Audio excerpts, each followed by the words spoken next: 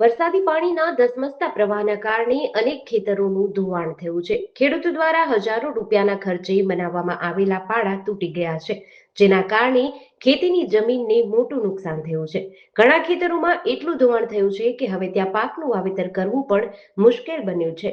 એટલું જ નહીં, ખેતરો સુધી પહોંચતો મુખ્ય રસ્તો પણ ધોવાઈ જતા ખેડૂતો સામે વધુ મુશ્કેલીઓ ઊભી થઈ છે. નુકસાનગ્રસ્ત ખેડૂતો સરકાર પાસે સર્વે કરાવી યોગ્ય વળતર ચૂકવવાની માંગ કરી રહ્યા છે, જેથી તેઓ ફરીથી ખેતી શરૂ કરી શકે. હું કેશોદ તાલુકાના કેવોદરા ગામનો ખેડૂત છું. મારું નામ નરેશભાઈ પુનાભાઈ કારેણા. આ છેલ્લા 3 દિવસ પહેલાં વરસાદ પડ્યો, એમાં મારે 4 વીઘા જેટલું આ નુકસાન, એમાં કોઈ પણ વાવેતર કરી ના શકું. હું 7 વીઘાનો ખેડૂત છું, એમાંથી આ 4 વીઘા જેટલી મારી જમીન ધોવાણ થઈ ગયેલ છે. સરકારશ્રીને વિનંતી કરું કે આમાં યોગ્ય કંઈક વળતર ચૂકવે, જેથી કરીને હું આવતા વર્ષ કંઈક વાવી શકું. ઓણ તો કંઈ વાવાય એવી કોઈ પરિસ્થિતિ છે નહીં. કેટલો ખર્ચો કર્યો તો અંદાજિત 1.5-2 લાખનો ખર્ચો તો આમાં આવે એવી પરિસ્થિતિ છે અત્યારે. તમે આ જોઈ શકો.